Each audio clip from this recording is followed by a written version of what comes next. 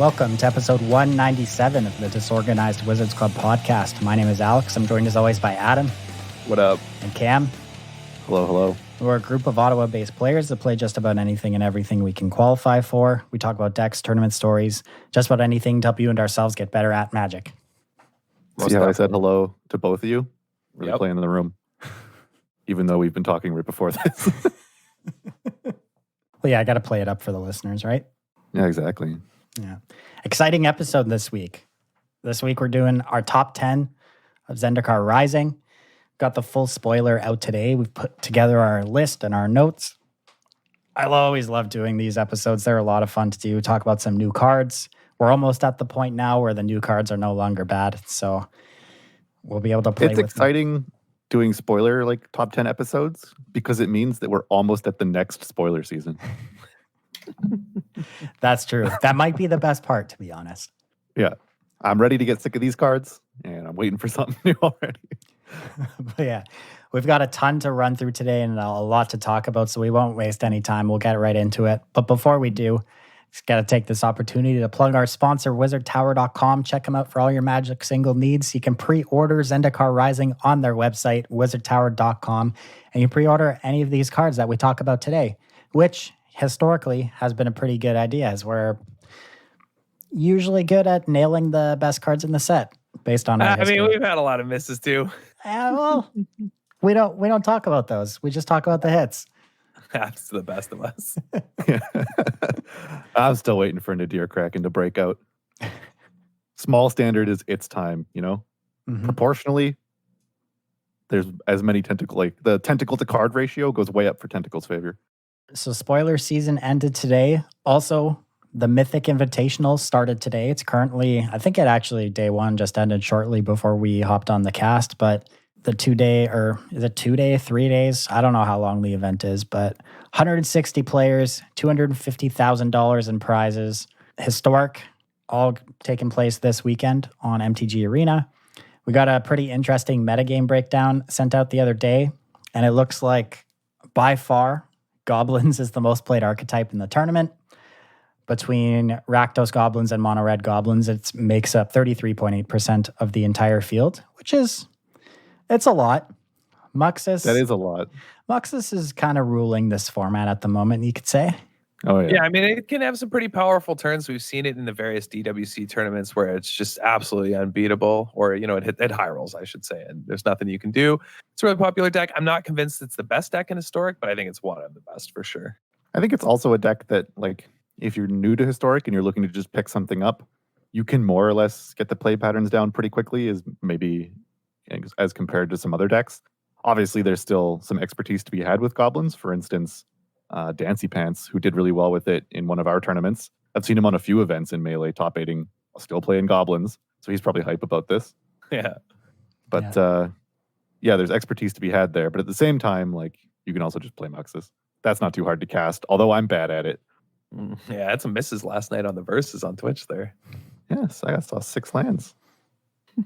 I don't know how that is. So on Versus, we played some of the archetypes that were appearing in the Mythic Invitational, or what we thought were close to archetypes at the time deck lists weren't out. And we had heard in their announcement that some of these Goblins decks were adopting Ironcrag Feat. So we found one of those lists. And I will say that Ironcrag Feat only came up once. Every other game, it didn't really feel like it was in my deck, other than making Muxus more likely to whiff. So I don't really think you need it, but it's cute. Yeah, you probably don't need it. I will say I don't know if I've ever seen a list of the most played cards in an event and number one be Basic Mountain. So, Oh, yeah, I couldn't believe it when I saw it. It's been a hot minute since that thought was anything other than Breeding Pool. Yeah.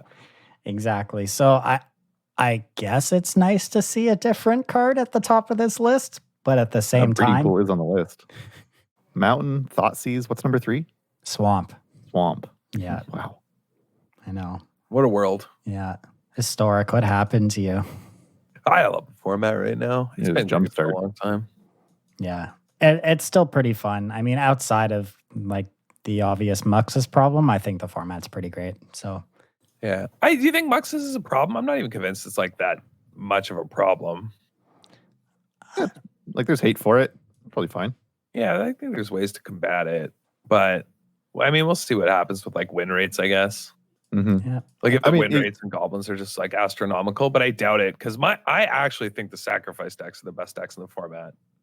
They seem to have the most play to them, and they're pretty resilient. And like I said this on last night playing goblins against sacrifice.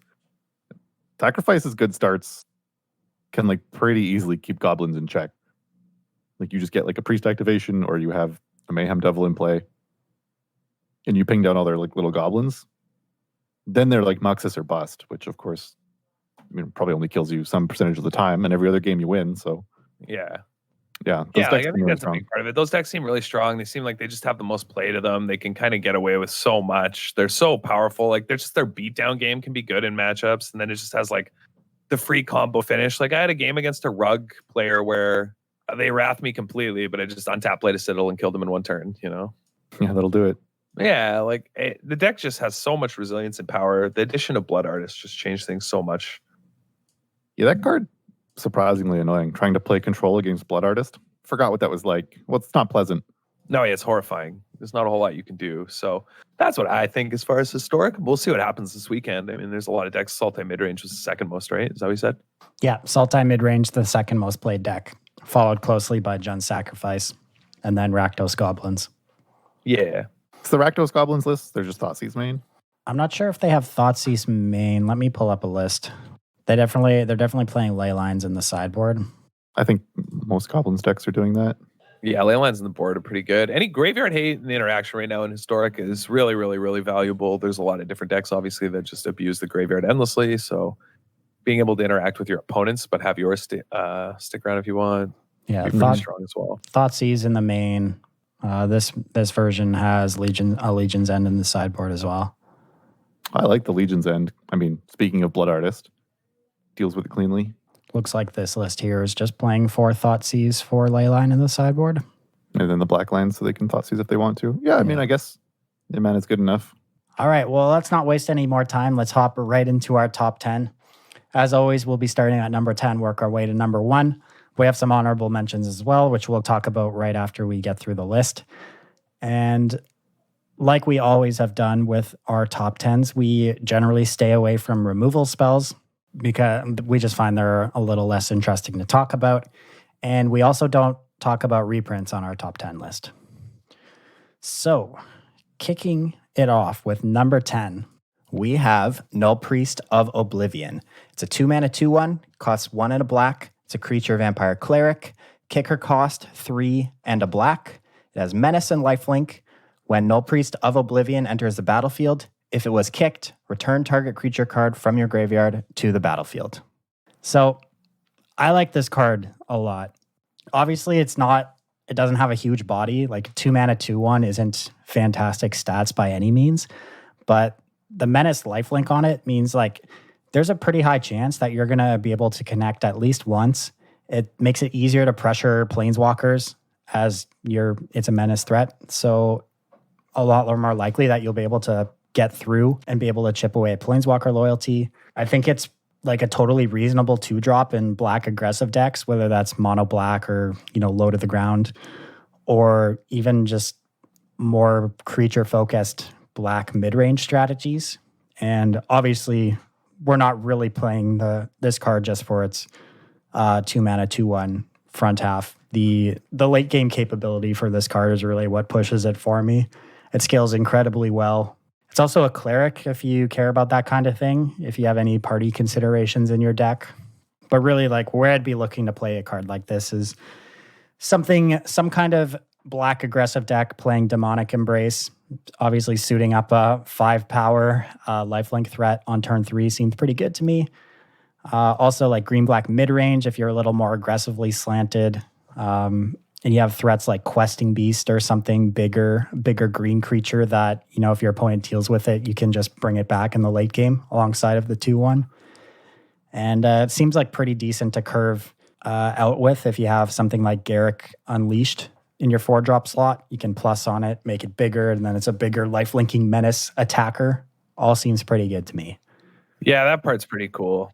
The fact that it can also has menace and compulsor walkers, I think, is the thing that sells it for me. Otherwise, I'm not sure I would care as much. But I think that's a huge upside for the card and does a lot. Yeah. Yeah, I like your point about how like the 2/1 you probably isn't good enough, except for the fact that it has all these like incidental things tacked on. And the cleric one is actually kind of interesting. Like now that you mention it, I wonder how much party decks in standard, if they exist, will be supported by the fact that the creatures which enable party can do something else later too. Yeah. Yeah. No, I think that's a very good point. So we might see a bunch of like medium creatures with a useful creature type that have some like kicker or some mana sink on them, sneak their way into standard. That'd actually be a sweet format to play. Mhm. So I hope that happens. I agree. But yeah, I definitely think this card has a lot of potential. And even in its like worst case scenarios, I think it's totally fine. I'm interested to building some decks with this card. I think that's I was thinking about this today. I think for the early access event next week, we should try and build decks that encompass the cards from our top 10. Like all of our decks, well, at least 10 of the decks should have copies of cards from our top 10 in them. Yeah. Probably. Didn't be we a get good pretty idea. close to that last time? Oh yeah, I think so. Yeah, I'm not too sure. I didn't actually check or anything last time, but I think it'd be interesting to try and play all of the cards that we list out here. Yeah, for sure. I'd love to do that. Mhm. I'm gonna play a lot of other ones we didn't list too. Let me tell you, I got some scoots to put down. Yeah, it's going to be a fun day for sure. But let's hop over to number 9 here. If Cam, you want to take this one.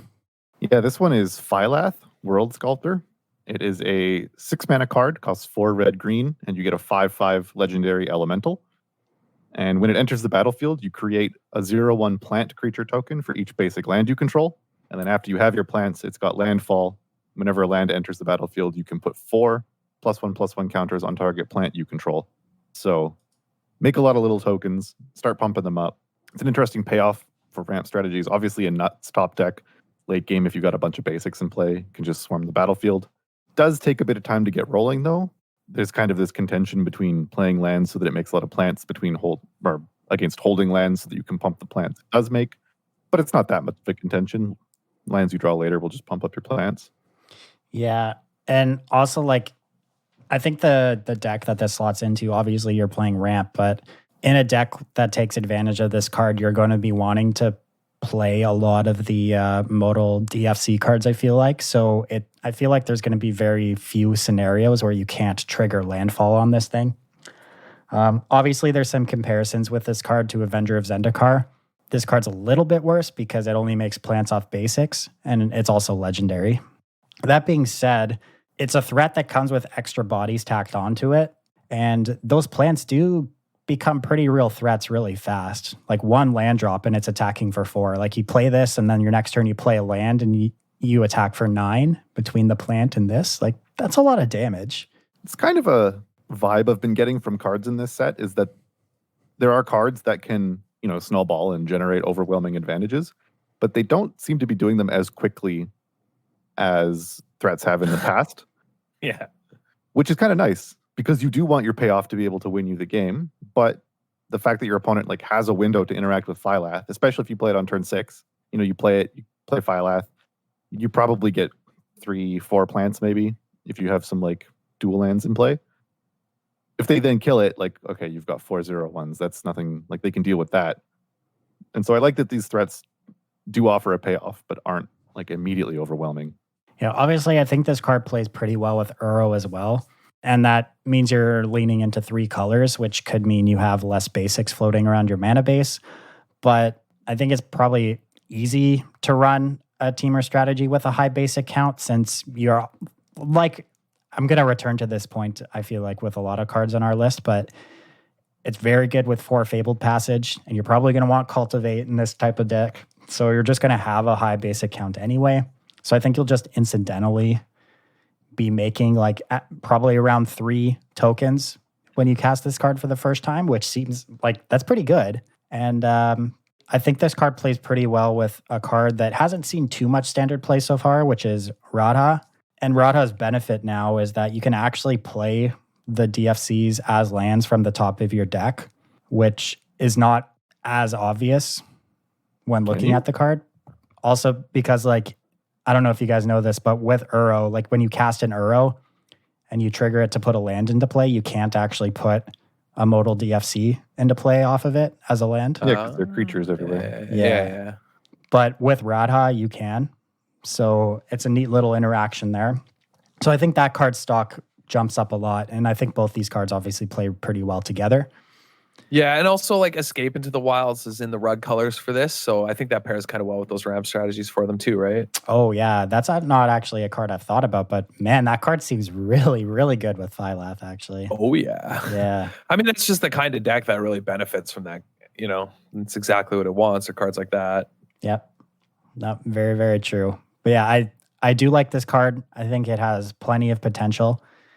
And I wouldn't be surprised for it to see a decent amount of play. All right, quick question. I'm reading Radha.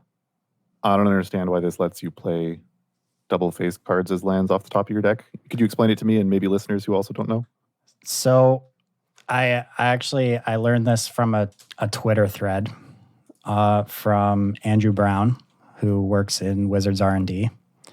And his exact tweet, let me find it here. PSA, you can play double-faced lands from the top of your deck with Radha. Don't ask me how it's possible. You can also do it with Courser based on the responses. And someone actually explained it down here. Let me find. Okay, so it's probably just some like weird zone-based something or other. So from this person's response to, I believe is a judge, they said, if you're able to play the card directly as a land, as in Radha, Crucible, etc., then you can play it as a land. If an effect is referencing the card in any zone, prime time, loam, etc., then it is not a land. So you can play it from the top of your library as playing a land, like normally. Exactly. Or when it says put a land in, yeah, has to be something that's literally a land at the time in your hand. Exactly, yeah. Yeah. Oh, okay. That makes sense. Yeah. Weird. Very weird. Yeah, so let's that makes sense though. Let's move right on up to number 8. Adam, you want to take this guy? Yeah, it's the Magmatic Channeler. There's one colorless and a red for a human wizard. It's a 1/3, but as long as there are 4 or more instant and or sorcery cards in your graveyard, Magmatic Channeler gets +3/+1. And then you can tap, discard a card, exile the top 2 cards of your library, then choose one of them. You may play this card this turn. This card caught my card's attention probably right nuts. away. Yeah, me too. Me too. First time I read it, I was like, oh, this card seems insane. Its base stats, 2 mana, 1/3. Totally like reasonable if you're trying to block, playing in a deck like that. But 2 mana 4/4 is obviously huge. I don't really think 4 instants or sorceries are too steep of a cost in many formats. Like obviously in standard it might be because we don't have many like super cheap instants or sorceries. There's a decent amount of 2 mana ones, but when it comes to 1 mana, you have Opt, you have Shock, and I guess now there are a few more black 1 mana cards that are being added to the format. So there's a little bit more. I'd be a lot more worried about that cost and about this thing being stuck as a 1/3 if it didn't draw cards. I was gonna say the thing is, it's just also a 2 mana like Outpost Siege. Exactly. Like that was my next point. Like it does enable itself through discarding, and it's just like a way better rummage. You get to look at 2 cards after you discard, which is pretty nuts. Yeah. There could be really cool reanimate decks that also are interested in things like this and some formats just as a rummager in standard. Do you know what I mean? Yep. Something like Historic as well, potentially. Just as a cool card with a lot of potential. Mm-hmm. Yeah, like this thing's gotta just... I don't know if it beats out Electromancer in something like Phoenix decks in Historic, but it does everything that deck wants in one card. So it's probably a serious consideration. Yeah. It might just line up awkwardly that it doesn't do enough and requires too much work. That's my only concern. I think that's probably everyone's concern and why we have it a little low. Yeah, there could be times where, you discard something, activate. Either of the cards are amazing or you can't use them. Now you're just down a card, and then you tap your creature. Yeah. But decks should be able to build to avoid this or sequence to avoid this. And yeah, late game when you're just playing these as 2 mana 4/4s, you're going to have very efficient creatures. Exactly. Yeah, it's, totally fine early game blocker, also a cheap threat, and it's just a late game engine that helps you dig towards the cards you need. Yeah, exactly. Yeah. Yeah. I mean, like in standard, if I were to build a deck off the top of my head, I'd probably try and pair it with a Sprite Dragon spells deck, I imagine. Those Yeah, cards. you saw a lot of those in the standard 21 formats as well. The standard 2021 formats. There was a lot of Sprite Dragon, Spells Matter aggro decks actually during a lot of the games I played on there. I don't know if you guys played many, but yeah, I was always just curious what decks might look like. Obviously, they're missing this set, but the Spells Matter cards, or so Spells Matter deck actually had a lot going on for it, I think. Yeah. Yeah, so I think that's totally reasonable and a perfect slot in for a deck like that. And I mean, and last but not least, like it's also a wizard. So if you're doing party things, it's a relevant creature type, which could matter. Yeah, if you've got like an extra wizard in your hand, pitch it, trying to find your cleric, looking for a healer. Yep. Yeah, we need a healer. We got a tank, but we waited so long for a healer. Now he's AFK. All right.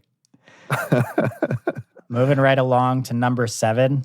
Like we do with, I think, every top 10 we've done, we throw a cycle somewhere onto our list. And this might be the lowest we've ever had a cycle, just because it's so weird. They're usually a little bit higher up on the list, but number 7 is the mythic modal double face card cycle. So those 5 cards being Amiria's Call, which is the white one. It costs 4 white, 7 mana total sorcery. It reads, create 2 4/4 white angel warrior creature tokens with flying. Non-angel creatures you control gain indestructible until your next turn. And the backside is a white producing land that enters play untapped if you pay 3 life. The blue one, Seagate Restoration, also 7 mana sorcery, costs 4 blue. It reads, draw cards equal to the number of cards in your hand plus 1. You have no max hand size for the rest of the game. Its back size is an untapped blue land that costs 3 life for it to enter untapped. There's Agadeem's Awakening. It costs X black for sorcery. Return from your graveyard to the battlefield any number of target creature cards that each have a different converted mana cost X or less. The red one is Shatter Skull Smashing. It costs X red sorcery. Shatter Skull Smashing deals X damage divided as you choose among up to 2 target creatures and or planeswalkers. If X is 6 or more, Shatter Skull Smashing deals twice X damage divided as you choose among them instead. Same type of land on the back. And then the last one is the green one, Turn Timber Symbiosis. 7 mana sorcery, 4 green. Look at the top 7 cards of your library. You may put a creature card from among them onto the battlefield. If that card has converted mana cost 3 or less, it enters with 3 additional +1/+1 counters on it. Put the rest on the bottom of your library in a random order. So I really believe that some number of these cards will be in probably every single standard deck we see. I was on that boat initially. I thought that, you just put like 3 of these in every deck where you can support it. But I mean, I still think they're very strong because of their versatility. But the more I read the front sides, the more medium I realize they are for what you're paying for. Like a lot of those effects are not worth 7 mana. And obviously they can't be, because modal cards can never be efficient for just one mode. Otherwise they're busted. But since like they're all so expensive, and 3 life for a monocolor untapped land is a high cost, it might be that it's like 1 or 2 of these, or maybe none in some lists, that end up seeing play, just because the number, like even though it seems like it's a free roll for a possible spell in the late game, the number of games where it comes up and you actually cast it might be kind of low.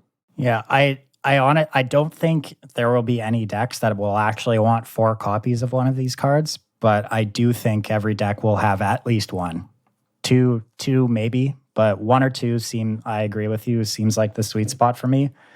But I just don't think like the downside of having a untapped land that bolts you outweighs the upside of having, in the small sample size of games, the extra ability on your card instead of drawing a land.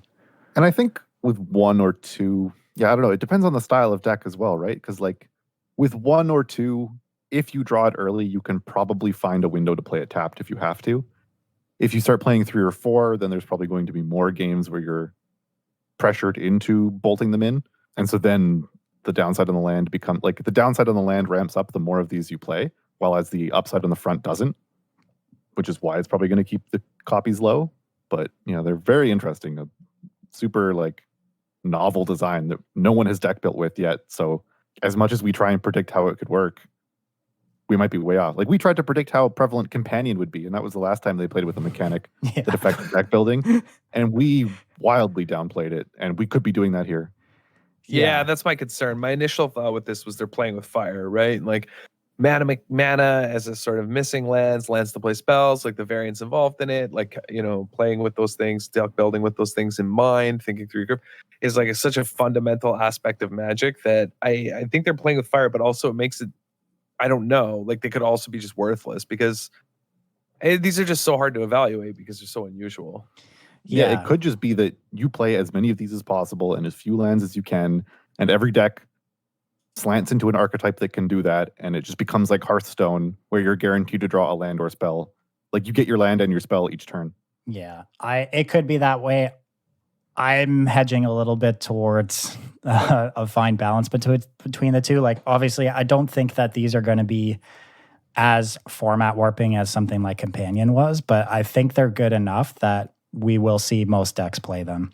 And I mean, like, I guess we did see like every deck become a Companion deck before, outside of like maybe one or two examples, but it took us a while, and we kept being like, maybe there's room for something that isn't a Companion deck. There were some cycling decks around, and then everyone caved. Everyone adopted Companions. Yeah. So, but yeah, I don't think these will be as format warping as that. Like I wouldn't consider, most decks playing one or two copies of these cards as, But it's hard to say, like, so I feel like the amount that something warps a format isn't necessarily related to its power. Like, Companions were immensely powerful, but you just have to pass a threshold in order to warp deck building. And these might be weaker, but still pass that threshold. Yeah. I don't think they'll be, yeah, exactly. They're not going to reach the same power level. Mm-hmm. But, I mean, I don't know. Playing with mana this way, I mean, I don't know how it doesn't make you incredibly nervous, Cam. Yeah, this is literally just mana mechanics the card. And this is like mana mechanics the set. There's party discounting things. There's lands on spells. I don't know what I expected. It's Zendikar. But yeah, it's going to be super fascinating. I mean, in Limited, they're all just busted. Limited is going to be a completely different format. This might end up the strangest Limited format of all time. It's going to be really weird. Yeah. I'm just like really curious to see, a little bit of what Cam was alluding to with deck building is how far can we actually push these modal DFCs to where the decks are like, what's that perfect balance, between actual lands and double-faced cards? With lands? That's already been answered. Have you not seen the lists floating around of the mono red decks with no lands? I've seen those, yeah. How do you lose? Those are fun. Never flood, never get screwed. Yeah. You just always have a spell. What could go wrong? Always have a land, yeah. Mm-hmm. Just Hearthstone aggro. Maybe you're playing your 1-drops on turn 2 and your 2-drops on turn 3, but who cares? Yeah, obviously that's the extreme, and I don't think any decks built like that will be remotely playable, but like there definitely exists the perfect balance, and I just really, I guess I could say I'm leaning a little bit towards that very low land counts might be more normal than I originally thought. And when I say really low land counts, I mean really low numbers of cards that are just actual lands. Like, I think these modal DFCs are going to affect mana bases more than I originally thought. They probably will, just because of how novel they are. Mm-hmm. It's just so hard to tell. I wonder if in Constructed they even see play. Like the Mythic ones. I can't decide. I feel like even like if maybe they one or two, but I don't think that means they warp most decks. You know what I mean? Yeah, I think even if they shouldn't see as much play as they will, people are going to jam them in the first early weeks, and it's going to take people a while to cut them or to adopt that they shouldn't be playing as many, because I think the mindset that they're free rolls is quite prevalent. Mm-hmm. Yeah, that's why people got to listen to us, because we're already there. 1 or 2 is the correct number. Yeah, we're just way ahead of the meta. Exactly. And if it ends up that more of them or less of them should be played, then we were talking about something else that they print in the future where you should play 1 or 2. Yeah, for sure. Just way too ahead. Okay. Next up on our list, number 6, Kim. So this is Felidar Retreat. Last time there was a Felidar in Standard, it had to be banned. Oh, 4-mana white card. I'm listening. Yeah, and a 4-mana white with Felidar in the name and a cat in the art. So this is an enchantment for 3 and a white. It has Landfall. Whenever a land enters the battlefield under your control, choose one. First option, create a 2/2 white cat beast creature token. Second option, put a +1/+1 counter on each creature you control, and then they gain vigilance until end of turn. Y'all So remember a retreat to Emeria? Oh yeah. Talk about Yeah, there are power a couple creep, am I different right? it. Holy moly. yeah, so the creatures it makes are bigger. The like the pump spells that it gives, or the pump that it gives those creatures, is permanent instead of temporary. There are definitely going to be decks built around this. And it gives vigilance. It gives vigilance It gives too. vigilance, so like you can play defense as well as offense. It plays this is extremely the well in first- multiples. This is the first deck I'm building. You know what I mean? This card is hype. This is my kind of jam. I love cards like this. I can't wait to play this card. Like, this is exactly the card I always try and build decks around. Tell me it isn't, Cam. You won't. Yeah, no, it's basically what you wished Griffinary had been. Yeah, exactly. I'm in the clear here. Like, this thing is just History of Penalia that doesn't stop. Yeah. And like I mentioned, I'm back on it. Fabled Passage, obviously nuts with this card. Yep. Cam made the point that it pops off in multiples. Like, that's disgusting in multiples. I mean, there's some other effect recently that some people had some opinions about that made a 2/2 when the land entered. Do you remember what that was? Yeah. I wonder what that was. Obviously, To be Field fair- of the Dead is more of a free roll because you don't have to cast Yeah. it. You can search it out with other things. Field is much more like powerful. Developing multiple fields costs no mana. Yeah, exactly. And it's harder to Also, hate. They were like tutorable with numerous things, essentially. Yeah. But dedicated land destruction is about as dedicated as enchantment removal. Like, you really get enchantment removal incidentally on a lot of things. So if people need to stop Felidar Retreat, it's going to take dedicated sideboard cards. Almost no one's going to have anything for it main. It might make something like Mythos of Nethroi more popular if weird card types like this are existing in our format. Yep. Oh, that's pretty cool. I didn't think about that. Yeah, Mythos of Nethroi in probably smaller set standard. Maybe we'll see answers actually be relevant Mm-hmm. in that way. Like, because that card is so powerful and just doesn't see play. It just blows me away. I mean, I think the point I made when we were talking about whatever that card was, Phylos, really helps Mythos of Nethroi. That like it looks like the threats that are going to be in this standard give you a window to profitably Mythos of Nethroi them. Yeah, that's true. Yeah. Like, So because it wasn't seeing play because their opponent would do something and then you'd kill it and it didn't matter. You were already behind and lost. Like, it just wasn't fast enough. It wasn't efficient enough for what people were doing. But now it might be. Like, if their turn 4 is Felidar Retreat and you kill it, you're up a mana and they got nothing. If their turn 5 is Felidar Retreat land, okay, they made a 2/2. That's pretty good. But yeah, basically when I read this card, I was just thinking about what way can I abuse this to like combo kill my opponents. And a card like Nahiri's Lithoforming jumped to mind, which is the sorcery. It's red X, and you sacrifice X lands and then draw a card for each land you sacrificed, and you can play X additional lands this turn. So that allows you to pump out a lot of 2/2s, depending on how much mana you sink into that. there's no way I'm risking casting Nahiri's Lithoform. Knowing my luck, I'm going to sack all my lands, not draw lands, have nothing to put into play. Well, like this is what you do. You just play like 35 lands, Cam, because all your lands are spells. Oh, yeah, true. You also have Roiling Regrowth, which is a pseudo imprint of Harrow, to get 2 additional land drops to make more 2/2s. And then I was thinking, like, how do we kill these people real quick? There's a card like the red Mythic Minotaur that gives you additional combat steps and a power boost for every landfall trigger. So something like that interests me. Like, I'm sure there's like weird little combo kills you can find with this card outside of like just trying to, play. Are those combo kills even that weird, or combo kills? Like, all of them involve attacking with all the cats you made. I think that's a pretty straightforward win con of this card. I guess what I'm saying, like combo kills, I mean like putting an absurd amount of cats into play really quick. Yeah. I'm really interested in this card. It seems really sweet, and I'm a little bit scared, to be honest. I think it'll be okay. I think that card's fine. I mean, like, it's a bad top deck at least. Like, there are ways that it's not super horrible for you. I don't know. It's still really good, though. Yeah, I think the card's nuts. It could be probably even higher on the list the more I think about it, but it probably just is a role player here and there. But I'm going to play the hell out of it, yeah. Well, we'll see. Moving up, number 5, Adam. Yeah, Luminaric Aspirin. This is colorless and a white for a 1/1, but human cleric. At the beginning of combat on your turn, put a +1/+1 counter on target creature you control. I mean, this thing gets pretty big pretty fast. It has tons of synergy. I mean, there's a heap to do with this card. It's a mini Citadel Siege on a creature. Yeah. This, like, it's very cheap. 2 mana. Awesome. Love it. And it like, pretty quickly demands an answer.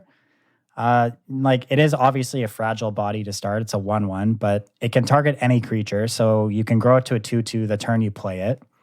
And then if you target it again your next turn, it's attacking for 3 in its first, combat step where it can actually attack after summoning Sickness. So, that's pretty good for a 2-drop.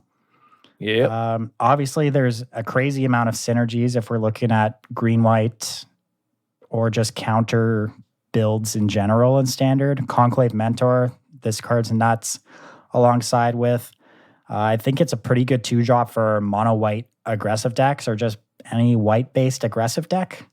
Oh yeah, for sure. Every single, like, if you have 1-drops in white, I mean, yeah, powering up your 1-drops right away on turn 2 is obscene. I mean, the first card I thought of is definitely Shatter Skull Charger, which is one of our honorable mentions that I guess I can bring up now. If you play this on turn 2 and then Shatter Skull Charger on 3, you can just put a counter on it and it doesn't go back to your hand. You just have a 5/4 haste. That's pretty good. Pretty it's quite decent curve. And it's all this creature's. It's a human cleric, so cleric can be pretty relevant creature type depending on how good party is. Also, it's a human, which in a lot of formats that creature type matters a lot too. Oh yeah, that's a big one. That's a big one. So in the older formats, it's probably a little slow because like the rate at which they produce power in the older formats is insane. Yeah, it's just like every time you see human creature type on a cheap creature, you always have to give it a second look. Yeah, for sure. So yeah, I think this card is going to see a good amount of play in Standard, and the counters decks have interested me a lot, and I think I'm definitely starting there. Strong card. Okay, number 4 on our list, Nissa of Shadowed Boughs. Costs 4 mana, 2 black-green, 4 starting loyalty. Landfall, whenever a land enters the battlefield under your control, put a loyalty counter on Nissa. +1, untap target land you control. You may have it become a 3/3 elemental creature with haste and menace until end of turn. It's still a land. And -5, you may put a creature card with converted mana costs less than or equal to the number of lands you control onto the battlefield from your hand or graveyard with 2 +1/+1 counters on it. This card is just like, does everything I want it to. It's 4 mana, which is like the sweet spot for planeswalkers. It has super high loyalty to start. And obviously you can get it up to like 6 loyalty on the first turn you play it if you still have a land drop available. Maybe even higher if that land drop's a failed passage. So you can minus it on its first turn. 3/3 haste menace threats can be pretty threatening. Again, like we talked about how good menace can be when we talked about Null Priest of Oblivion. So these 3/3s having haste and menace seems pretty good to me. Obviously, like they don't stay as creatures, which is a downside if you're comparing this card to the previous Nissa we've gotten so used to. But you can also use the plus as just essentially a mini ritual if you need to boost up 1 mana for the turn. And its minus just has like an incredible amount of utility at basically any point in the game. Like your first ultimate early in the game, you can just cheat out a big threat from hand. Obviously, it has to cost, its mana cost has to equal the amount of lands you have or less. But it essentially like doubles your mana on the next turn, right? You untap with this thing and you just get to play 2 huge threats if you have them. Or if your opponent has dealt with a bigger threat earlier in the game, you just get to bring it back plus still cast something from your hand. And then it puts 2 counters on that creature. Like, I think that would be totally fine even without that. But like, yeah, and counters matter here. There's another card we'll talk about some other time later where those counters matter a ton if you're reanimating it. I mean, there's a bunch that they do. It synergizes really well. And just reanimation on a planeswalker that quickly seems insane. You get so much value on this card. I think this card's absolutely busted. Yep. Yeah, I really like this. green-black mid-range decks, I think they're going to play this card. Even like a green-black or Abzan counters deck playing Luminaric Aspirin, Conclave Mentor, like this is a totally fine 4-mana threat in a deck like that, I think, as well. As those decks are going to be a little bit more aggressively slanted. I think this card has a lot of potential. I like it. I don't know, man. Like, Nissa's just been getting up to too much. She should have stayed home and studied. Instead, she went out and partied with Liliana. She never needed to learn how to raise the dead. She's veering off the path. Yeah. It's too much. Yeah, why is Nissa Golgari now? Did something happen? Are any of you guys up to date on the lore? What's going on? I don't know. I assume it's just because she's like deep in the forest somewhere in Zendikar. I don't know. Like, you know, it's like the canopy. It's dark out there. I don't know. I think she's from Zendikar, right? And Zendikar is like in tatters. Oh, maybe that's why she's grumpy. Yeah. She's probably just grumpy that Zendikar is all messed up. Yeah. Or she could be mad at, did you guys see like the cinematic trailer? Yes. I didn't hear he's yeah. messing around with some relic that she found, and maybe that's she's mad right. at Nihiri. Yeah, it could be that. I saw something about on the lore on the cards about Jace was going after or looking for her or something. Yeah, so like it's definitely just honorable Nissa, mad and needing to protect her homeland, resorting to devious methods. All right. That's my guess. Yeah. You know, just a little casual necromancy. Nissa Shadow Boughs like this card a lot. I think it's going to see a ton of play in standard. Really good Yeah, there's no way this card just doesn't see heaps of play. It's incredible. And again, just to emphasize like my praise for their new card design, even if they smack you for 3 with a land and then you kill it, you took 3 damage. Like 4 mana to bolt you isn't worth it. So much happier to be playing against this than 5 mana Nissa. Yeah, true. All right, we're in the top 3. Number 3, you want to take this, Cam? This is Skyclave Shade. It costs 1 and a black for a 2-mana 3/1. It's a shade, surprisingly. So first, Skyclave Shade can't block. Then it has Kicker for 2 and a black. If you kick it, so if you pay 5, it enters with 2+1/+1 counters, so you get a 5-mana 5/2. And the real powerful part here is that it has Landfall. What is that math? It's a 5-mana 5/3. Oh, yeah. 5-mana 5/3. I mean, this thing can't block. Toughness doesn't matter. Okay. All right. I said the word 2, and then I said the word 2 again. It's getting mind flooded out here. Oh, yeah. Man, I've been doing so much math recently. I've got like stacks and stacks of paper I've been scribbling on, and none of it is what I should be doing for like school. It's just this project that's got me obsessed. Fair. I might have to turn to some devious methods to solve it, just like Nissa. But anyway, Skyclave Shade's got Landfall, and it says, whenever a land enters the battlefield under your control, if Skyclave Shade is in your graveyard and it's also your turn, you may cast it from your graveyard this turn. So on top of just being a threat that is efficient in the early game and scales into the late game, it also turns all your lands into threats if they ever deal with it. There's obvious comparisons here to something like Scrapheap Scrounger, which was also a 3-power 2-drop that could come back from the graveyard. Scrounger could be activated at instant speed, but it needed to exile a card from your graveyard, which perhaps you run out of sooner than you run out of lands you're drawing in the late game. But you could also argue that only being able to cast this at sorcery speed means that your opponent just has more time to answer it with some sort of exile effect.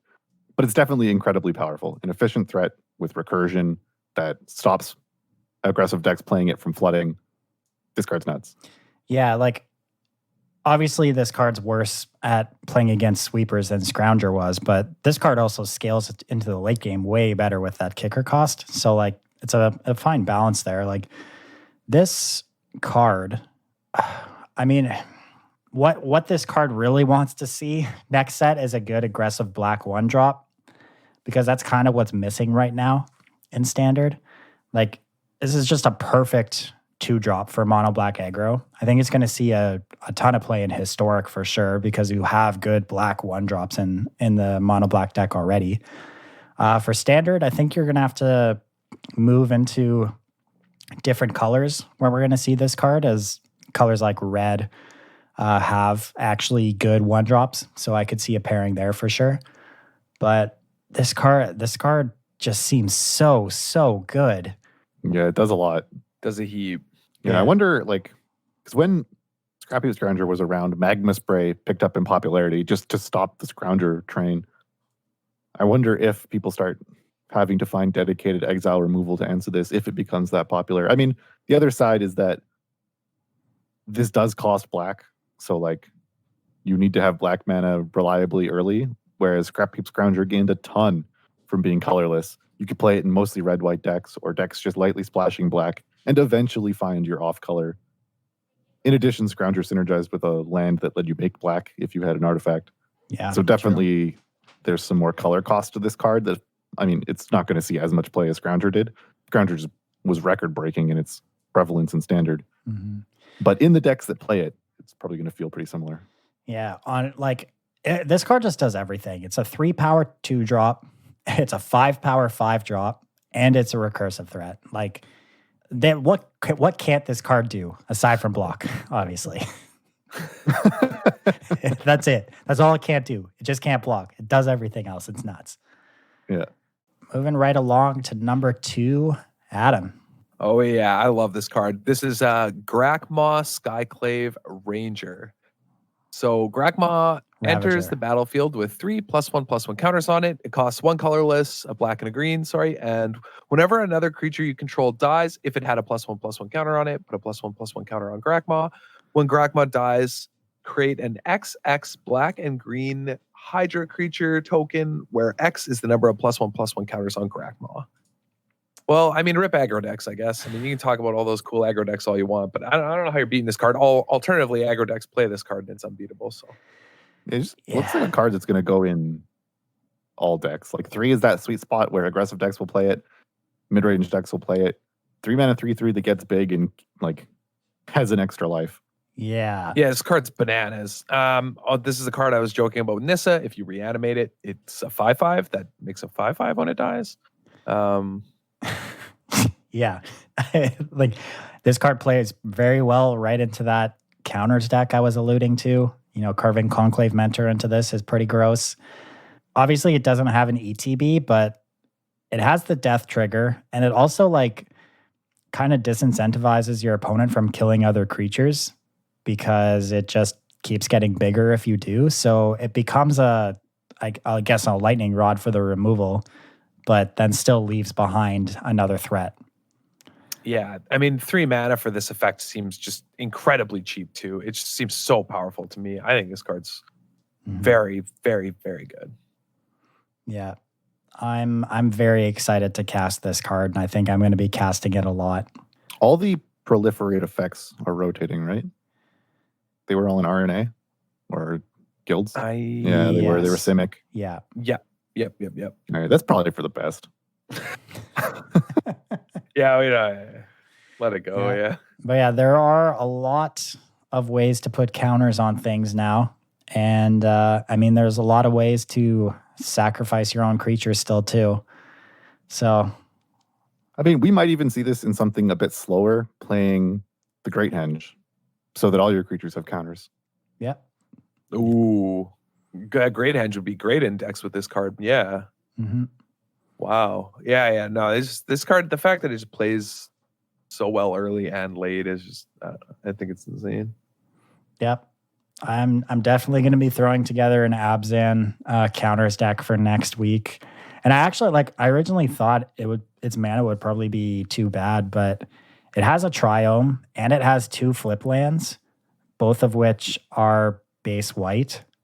And I think you want to be base white in that deck anyway, so it just kind of works out perfectly. So yeah, I mean, Abzan mana is actually going to be pretty good. Yeah. Yeah. Grack, exciting card. Very excited to cast this thing. I guess while we're talking about Grackmon hyping it up, it is a dies trigger. And being at 3 CMC means that if ECD is as popular as it has been in the past, this thing kind of just gets tagged by it. Yep. But of course, you can build your deck to overlord ECDs.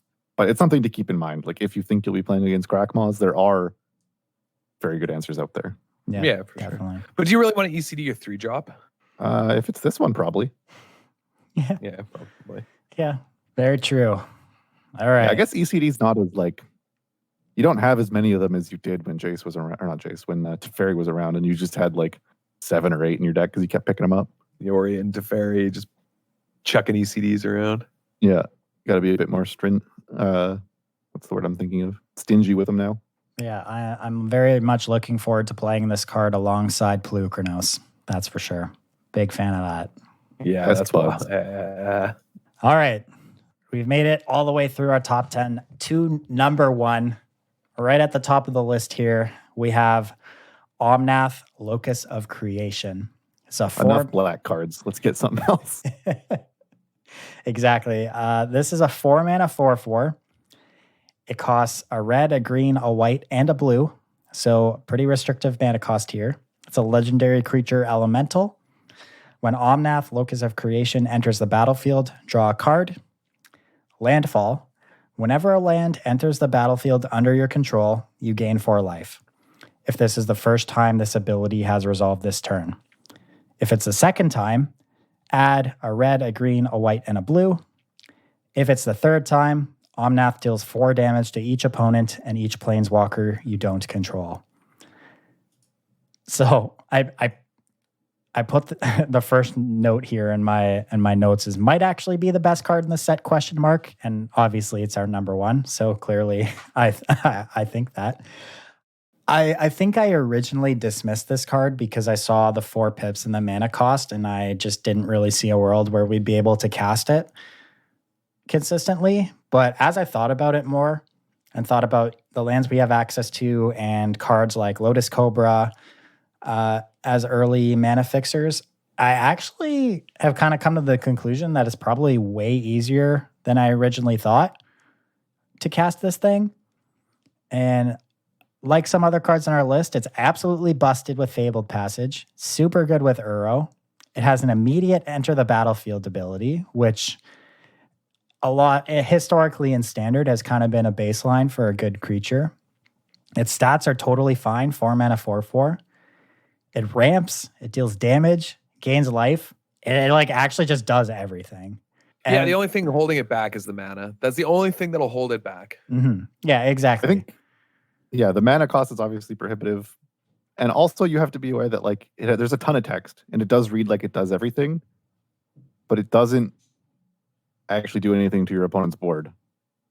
Yep, that's so true. If you're behind on what? That's true, yeah. Yeah, so if you're behind on board and you put a bunch of resources into activating Omnath, like when you pass the turn, you'll just have a 4/4. So when I first read it, I thought the damage, the third trigger damage, was to their creatures and to them, but it's just them and their planeswalkers. So thank God. Yeah, I thought that's why I thought like, oh, this thing is just absolutely insane. But if it was all their creatures too, yeah, well, I couldn't believe it. But as it stands now, like if you're ahead or even on board, this thing is going to gain you a bunch of advantage. Like I think the most powerful Omnath decks are obviously going to be the ones like it's going to be the turn 5 where they play 2 lands and then use 9 mana. Yeah, like the life gain is nice, but it's not something you'd want to like spend a bunch of resources on just for that.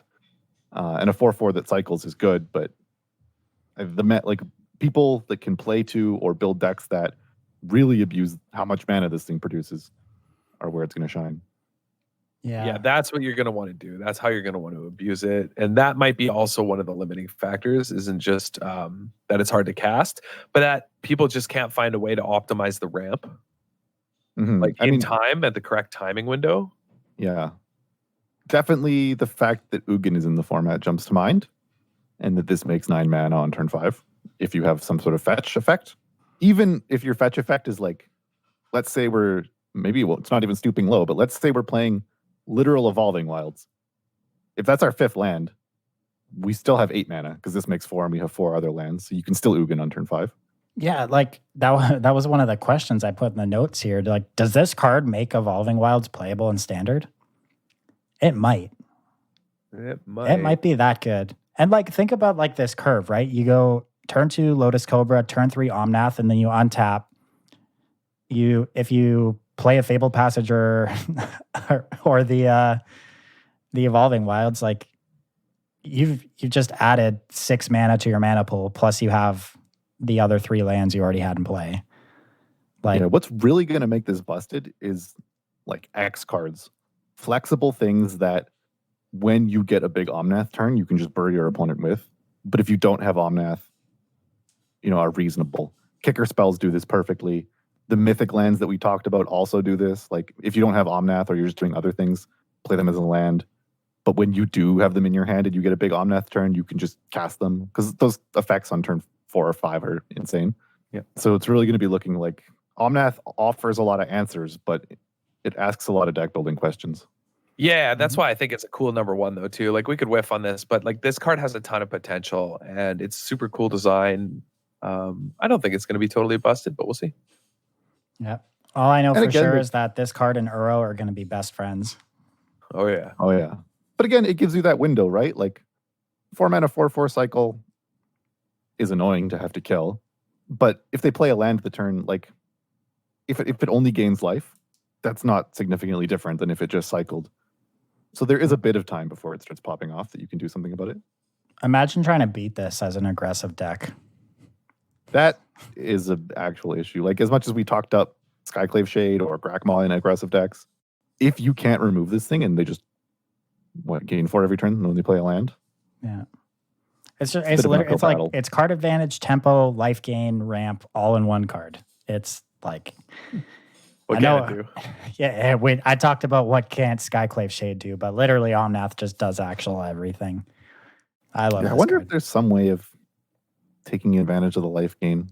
I mean, life gain decks are usually always like not amazing because you have to play a bunch of cards that have dedicated life gain alongside the payoffs. But I wouldn't even call this dedicated life gain, and it's a heap of it. I don't know if there's a way to take advantage of it, but like you kind of alluded to this when we were talking about this card in the pre-show, but you said obviously like how good the aggressive decks in the format are is going to have a pretty big impact on how good this card is because the mana base is pretty restrictive and could be painful to you, but like the amount of life you're going to gain off this thing if you get like one turn with it, or even depending on what your draw, if you just get to play a land with it the turn you cast it, like it does a lot to catch you up. That is true. It like is really good at stabilizing, but I mean, if you're not playing it until turn like 5 because you had so many tap lands, or you're missing a color, or something goes wrong, like because especially with the modal dual lands, if you have to like flip a coin to pick which side you should play your first one on, and you pick to play it as a blue land, and then you draw your island, and then you draw your blue dual, like you don't have red, it's going to be annoying. And like there might be games that go that way. Yeah, for sure. There'll definitely be drawbacks from trying to play 4 colors, but I really think that it won't be as bad as we might originally think. Yeah, well, I didn't think it'd be bad with Triomes. I mean, if Growth Spiral's still around, it'd be a lot easier. But yeah, with Lotus Cobra and Uro, like you probably can still make it work with Triomes and everything. You get ahead in mana a little on time, maybe with an Uro, and then it's not so awkward to cast it, and it fixes your mana a bit as well, putting some Triomes into play off of it. Yeah, Goose could also tick up in play just because it's a 5 color dork. Yeah, very true. Goose could be quite strong here. Yep, Goose and Lotus Cobra going to do a lot of work. All right, and that wraps up our top 10 for Zendikar Rising. As always, we got some honorable mentions, though. There's way more than 10 cool cards in this set. When we were just talking about a bunch is Lotus Cobra, for all the reasons we've already mentioned. It was just a player last time it was in Standard, but because it had been in Standard before, we didn't put it on the list because it's a reprint. Yeah, Lotus Cobra is going to be very, very good. I mean, this card competed in Cobblade era, and it was still playable. Like, that's nuts. High praise. Yeah, I wasn't around for it. I've just heard stories about it. Yeah, I mean, neither was I. I'm just based off what people have said about how good this card is. Yeah, I mean, no, the card's very, very insane. Just absolutely nuts. And also really good at ramping to 4 drops. So, I mean. Yeah. Mm-hmm. Yeah, a card I had here in my honorable mentions was Valike Exploration. I don't know if you guys have seen this card, but it's a... it would have been on mine too. Yeah, 3-mana enchantment, Landfall. It's costs 2 and a red. Whenever a land enters a battlefield under your control, exile the top 2 cards of your library. You may play that card, exile the top card of your library. You may play that card for as long as it remains exiled. At the beginning of your end step, If there are cards exiled with Valike Exploration, put them into their owner's graveyard. Then Valike's Exploration deals that much damage to each opponent. So it's kind of it's a mini. Each land is a card or a ping, depending on what you want to do with it. Yeah, mini Outpost Siege, which saw a decent amount of sideboard play when it was in Standard, and I think this card's a little bit better than that. Obviously, it's cheaper, and I mean it requires a land to get a trigger, but with the amount of lands we have in this set, with all your spells also being lands, I don't think it's going to be that big of a deal. And I feel like we're going to see a decent amount of red decks picking up this card. It seems pretty good to me.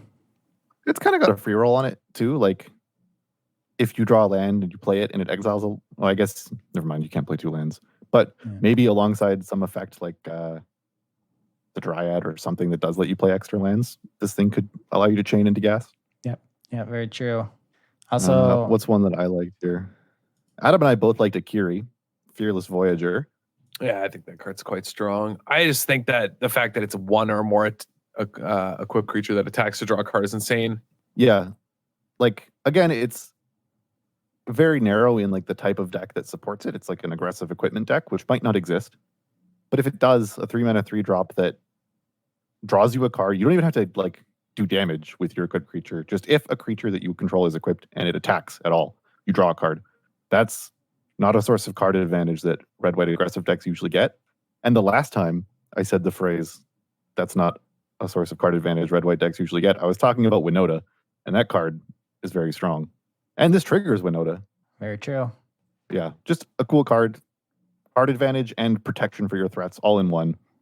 Yeah, well, it just depends if the Maul is good, which is close to another honorable mention for us. The equipment that it auto-equips, if that card is really strong in this deck, it synergizes well, like because the equipments can auto-equip. So maybe something like Mardu equipment with the there's the black equipment that also auto-equips. I mean, yeah, I mean you can do some pretty cool stuff because you can make things indestructible. You can draw. You don't have to worry about the equip. Yeah, I don't know. I think there's some potential there.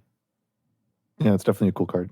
What was one? I mean, I talked about this before, but I'm still interested in Zarathan. Having seen the set round out and seeing all the rogues available, I'm hesitant that like a rogues deck is going to be good because usually like straight tribal decks aren't amazing, but they've done a lot in this set to support tribal synergies. And this was actually, as a side note here, something I noticed while just scrolling through the spoilers that I quite like for what it implies about the limited format. I thought at first that the party mechanic would make drafting kind of hard because you have to balance all these creature types. But they've also put sub-themes in if you want to stick to one creature type. So like clerics support each other, wizards support each other.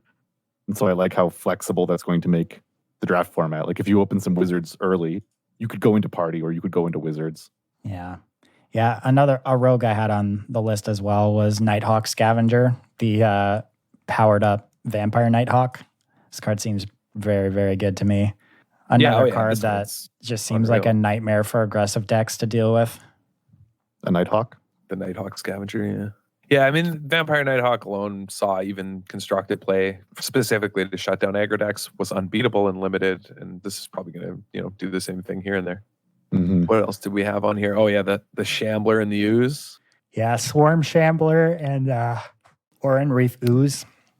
2 pretty good counters creatures that probably are auto includes in the counters decks that we were talking about throughout our top 10.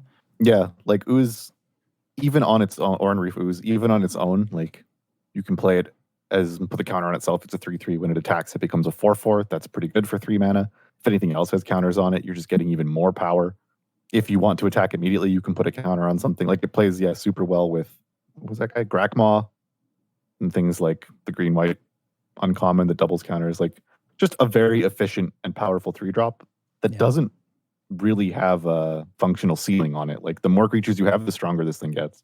The more creatures with counters, that is. But yeah, I also what is that land from M21? Animal Sanctuary. Can it put counters on an Ooze? I don't know. Can Animal Sanctuary put it on a Ooze? I can't remember. I'm looking it up. What types does that thing do? I Googled Animal Sanctuary and I'm just getting hospitals in Ottawa. It's bird, cat, dog, goat, ox, or snake. The only real animals, Cam. No fake animals Ox, like oozes. Ooze. Rip. Well, maybe we can find some creature types like that to like help spread some counters around. Oh yeah, but they play really well, like something like Swarm Shambler. You know, they don't really want to use a removal spell on, but if you're playing it in the counter stack, it can work as just a disincentivize people from going after you. Like, I don't know, there's some cool things it can do, and same with the others putting counters. When you have stuff like Grack, moving counters around, having counters on creatures is really helpful, right? Mm-hmm. A removal spell type card that I liked, which we left off because it's a removal spell, is Shadow's Verdict. I think this is a really interesting take on a 5-mana Wrath. Also nuking the graveyard. And usually when a Black Wrath interacts with the graveyard, it has to be like things that died this turn or something that just died. But this just hits all 3 CMC or less creatures on the battlefield and in all graveyards, just exiles them, which notably includes Uro and Kroxa. So those copies sitting around that your opponent's waiting to escape, they get annihilated as well. So I assume this is going to, like, even if it doesn't see a ton of play, it's nice to have this kind of a stopgap for those cards in the format. All right, anything? Great against Skyclave Shade, which was one of our top cards. Just exiles them all out of the graveyard, exiles them off the board. Yeah, there's actually a bunch of like pretty decent sideboarded cards too, right? Like the land bounce spell, the can't play more than one spell per turn stuff. Like there's a lot of hate cards here too that are like a little more fixed, less punishing. So I'm curious how those will turn out. I'm not sure they're great. Yeah, Confounding Conundrum, I think, is the blue card, but cards like that, I'm not sure they're going to be great, but they could be places where they pop up in the metagame here and there, so people should keep those in mind as well. Yeah, for sure. Like lots of potential sideboard options that people will bring in, you know, throughout the set as well. So that's good to see. Also, my favorite negate art of all time in this set. Yeah, it's a good art. That's for sure. What's it look like? It's I think it's like Jace like countering, and it's like this blue-red splash that looks pretty cool. I just think the splash coloring looks cool on it. Oh yeah, like a sweet swirl. Yeah. Yeah, that's cool. Speaking of colors though, Feed the Swarm, breaking color pie boundaries. Oh yeah. That card in older formats is going to be a big deal potentially, or even in constructed and standard. Yeah. Black can now kill enchantments. Who would have thought? Must have learned it from Nissa when Nissa learned how to reanimate. Checks out. All right. And that does it for us this week. Thank you all for joining the club. Make sure, as always, you check out wizardtower.com for all your Magic single needs. If you want to pre-order anything from Zendikar Rising, you know what place to go, wizardtower.com. And however you listen to the show, whether it's Podbean, iTunes, any podcast app, leave a review, rate the podcast, share it with your friends. Everything helps, keeps this thing growing and bring it to new listeners. Don't forget, we'll be streaming next Wednesday, September 16th, all day for the Zendikar Rising Early Access Streamer event. So come tune in to twitch.tv/Disorganized Wizards Club as we brew some new decks and play with some of the new cards. It's going to be a great day. Looking forward to it. And we'll catch you all next week. See ya. Later.